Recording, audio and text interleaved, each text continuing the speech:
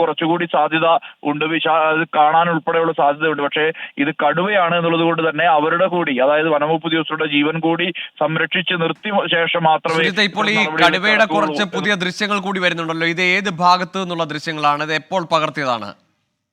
ഈ ദൃശ്യങ്ങൾ ഇപ്പോൾ പുതുതായി പുറത്തു വന്ന ദൃശ്യങ്ങളാണ്. അത് എന്നാണ് പകർത്തിയതെന്നുള്ള കാര്യത്തിൽ വ്യക്തതയില്ല. അത് ബാണാസുര അണക്കെട്ടിലൂടെ നീന്തി പോകുന്ന കടുവയുടെ ദൃശ്യങ്ങളാണ് ഇപ്പോൾ സമൂഹ മാധ്യമങ്ങളിൽ വ്യാപകമായ രീതിയിൽ പ്രചരിക്കുന്നത്. ബോട്ട് സവാരി നടത്തിയ വിനോദസഞ്ചാരികൾ ദിവസങ്ങൾക്ക് മുമ്പ് പകർത്തിയ ദൃശ്യങ്ങളാണ് ഇതെന്നാണ് സൂചന. ഈ സ്ഥലം റിസർവോയറിന്റെ ഉൾഭാഗം തന്നെയാണ് എന്നുള്ള സ്ഥിരീകരണം ഉണ്ടായിട്ടുണ്ട്. ബാണാസുര റിസർവോയറിന്റെ ഉൾവശത്ത് വന ചുറ്റപ്പെട്ട മേഖലയുണ്ട്. ഇവിടേക്ക് കടുവ നീന്തി അത് കയറി പോകുന്നതാണ് ദൃശ്യത്തിലുള്ളത്. സഞ്ചാരികൾ ശബ്ദമുണ്ടാക്കുന്നുണ്ട്. ഒപ്പം തന്നെ ഈ ബോട്ട് കടുവയെ പിന്തുടരാൻ ശ്രമിക്കുന്ന ദൃശ്യങ്ങൾ വ്യക്തതയുണ്ട്. പക്ഷേ ഇതുമായി ബന്ധപ്പെട്ട് വനംവകുപ്പ് അന്വേഷണം തുടങ്ങിയിട്ടുണ്ട്. വനമേഖലയോട് ചേർന്ന് കിടക്കുന്ന ധാരാളം പ്രദേശങ്ങൾ ബാണാസുര അണക്കെട്ടിലുണ്ട്. സ്വാഭാവികമായും കടുവയുടെ സാന്നിധ്യം എല്ലാം തന്നെ ഉണ്ടാകാനുള്ള സാധ്യതയുണ്ട്. പക്ഷേ ഇങ്ങനെ ഇത് നീന്തി പോകുന്ന ദൃശ്യമാണ് ഇപ്പോൾ നിലവിൽ പുറത്തു വന്നിരിക്കുന്നത്. ഇത് ബാണാസുര അണക്കെട്ട് തന്നെയാണ്, അണക്കെട്ടിനകത്ത് തന്നെയാണ് ഈ കടുവ എന്നുള്ള തരത്തിലുള്ള ഒരു സ്ഥിരീകരണം വന്നിട്ടുണ്ട്. പക്ഷേ ഇത് ഇങ്ങനെ നീന്തി പോകുന്ന ദൃശ്യങ്ങൾ അപൂർവമായി മാത്രമാണ് ഇത് ഇങ്ങനെ കാണാറുള്ളത്. അതാണ് ഇപ്പോൾ സഞ്ചാരികൾ പകർത്തിയിരിക്കുന്നത്. ഇത് ആര് പകർത്തി എന്നുള്ള കാര്യത്തിലൊന്നും വ്യക്തത വന്നിട്ടില്ല. ഏതാനും ദിവസം മുമ്പ് പകർത്തിയത് ആണ്, സമൂഹ മാധ്യമങ്ങളിൽ പങ്കുവച്ചതുമാണ് എന്നുള്ളതാണ്. അങ്ങനെയാണ് ദൃശ്യങ്ങൾ പുറം ലോകത്തേക്ക് എത്താൻ കാരണം. വനംവകുപ്പ് ഇതുമായി ബന്ധപ്പെട്ട അന്വേഷണവും നടത്തുന്നുണ്ട്. ഗോകുൽ. ശരി സുർജിത്ത്, ഒരിടവേളയ്ക്ക് ശേഷം വീണ്ടും കടുവ വയനാട്ടിൽ വലിയ പ്രശ്നം ഉണ്ടാക്കുന്നു. നേരത്തെ ബീനാച്ചി എസ്റ്റേറ്റിനോട് ചേർന്ന ഭാഗത്തൊക്കെ ഏതാനും മാസങ്ങൾക്ക് മുമ്പ് വലിയ പ്രശ്നമുണ്ടായിരുന്നു. പലതവണ കടുവ ഇറങ്ങുന്നു, നാട്ടുകാരുടെ ഉറക്കം കെടുത്ത സാഹചര്യമായിരുന്നു.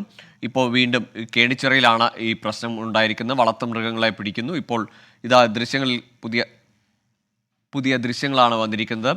ബാണാസുര അണക്കെട്ട് പരിസരത്ത് കടുവ അത് വെള്ളത്തിലൂടെ നീന്തുന്നതും അത് റിസർവോയറിൻ്റെ വശത്തുള്ള വനഭാഗത്തേക്ക് ഓടിപ്പോകുന്നതുമായ ദൃശ്യങ്ങൾ, അത് വിനോദസഞ്ചാരികൾ അണക്കെട്ടിൽ ബോട്ടിങ്ങിനെത്തിയ ആളുകൾ പകർത്തിയ ദൃശ്യങ്ങളാണ്. പക്ഷേ ഇത് ഏത് ദിവസം പകർത്തിയതാണ് എന്നത് വ്യക്തമായിട്ടില്ല.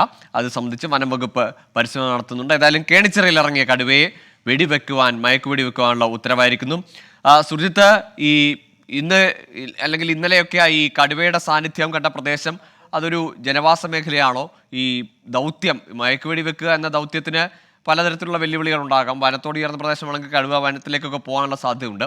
എങ്ങനെയാണ് ആ ഒരു പ്രദേശത്തിന്റെ ഒരു സ്വഭാവം?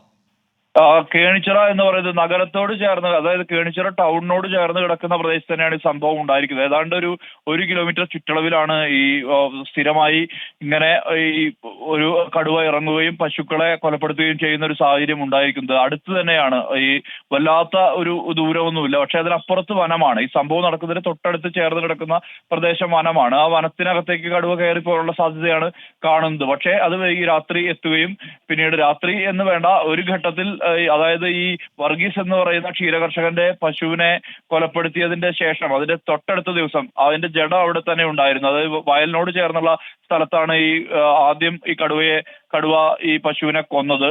ആ പ്രദേശത്ത് വയലിനപ്പുറം ഒരു 200 മീറ്റർ മാറി വനം. അങ്ങനെയാണ് അതിന്റെ ഒരു ഭൂമിശാസ്ത്ര പ്രദേശത്തിന്റെ. അവിടെ വീണ്ടും ഈ കടുവ എത്തിയത് കൃത്യമായ രീതിയിൽ തന്നെ ദൃശ്യങ്ങളിൽ നമ്മൾ അത് പുറത്തുവിട്ടതാണ്. കാരണം കടുവ അവിടെ എത്തുകയും ഈ ജഡം തിന്നാൻ ശ്രമിക്കുകയും ചെയ്തത്. ആ സമയത്ത് അവിടുത്തെ പൊതുപ്രവർത്തകരെല്ലാവരും, അതായത് കർഷക സംഘത്തിന്റെ ജില്ലാ പ്രസിഡന്റ് AK ജയൻ അടക്കമുള്ളവർ, ഒപ്പം തന്നെ പ്രാദേശിക മാധ്യമ പ്രവർത്തകർ എല്ലാവരും അവിടെ ഉണ്ടായിരുന്നു. അതിന് മുന്നോടിയായി കൂട് എത്തിക്കാനുള്ള ശ്രമമുണ്ട് എന്നുള്ള വിവരത്തിന്റെ അടിസ്ഥാനത്തിലാണ് അവരെല്ലാവരും അവിടെ കേന്ദ്രീകരിച്ചത്. ഇതിനിടയിലാണ് ഈ ജഡം തിന്നാൻ വേണ്ടി കടുവ എത്തിയത്. ആ കടുവ ദൃശ്യങ്ങളിൽ ഏതാണ്ട് ഒരു 10 മിനിറ്റോളം ആ കടുവയുടെ സാന്നിധ്യം ആ ഭാഗത്ത് ഉണ്ടായിരുന്നു എന്നുള്ളത് തന്നെ വ്യക്തമാവുന്ന ദൃശ്യങ്ങളാണ് പുറത്തു വന്നത്. ഇതിനുശേഷം ആളുകൾ വെള്ളം വെച്ചപ്പോൾ അത് വീണ്ടും കാട്ടിലേക്ക് പിൻവാങ്ങുകയാണ് ഉണ്ടായത്. ഇതിനുശേഷമാണ്, ഒരു ഇടവേളയ്ക്ക് ശേഷമാണ് ഇന്നലെ, അതായത് ഇത് സംഭവിച്ചത് വെള്ളിയാഴ്ചയാണ്, ഇന്നലെ രാത്രി വീണ്ടും കടുവ എത്തി രാത്രി 10:45 കൂടി സാബു എന്ന് പറയുന്ന ക്ഷീരകർഷകന്റെ പശുവിനെ ആദ്യം ആക്രമിച്ചു, അതിനെ കൊന്നു. അതിനുശേഷം അത് തിരികെ പോയി തോട്ടം മേഖലയുണ്ട്, വനമേഖലയുണ്ട്, ഈ ഭാഗത്തേക്ക് മറഞ്ഞിരിക്കാനാണ് സാധ്യത.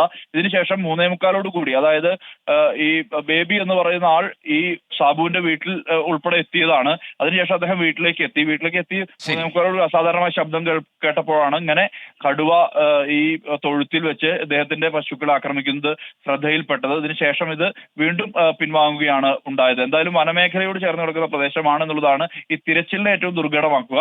എന്തായാലും തിരച്ചിൽ ആരംഭിക്കാനുള്ള നീക്കം RRT സംഘം തുടങ്ങിയിട്ടുണ്ട്. ശരി സുഹൃത്ത്, ഏതായാലും വയനാട്ടിൽ വീണ്ടും ഒരു ഇടവേളയ്ക്ക് ശേഷമാണ് കടുവ വീണ്ടും അവിടെ ഒരു വലിയ ഭീതി ഉയർത്തുന്നത്. ഏതായാലും ഇന്നലെ പലയിടങ്ങളിലായിട്ട് വളർത്തുമൃഗങ്ങളെ, പശുക്കളെയൊക്കെ ആക്രമിച്ച് കൊലപ്പെടുത്തി. കഴിഞ്ഞ ദിവസങ്ങളിലൊക്കെയും സമാനമായ സംഭവമുണ്ട്.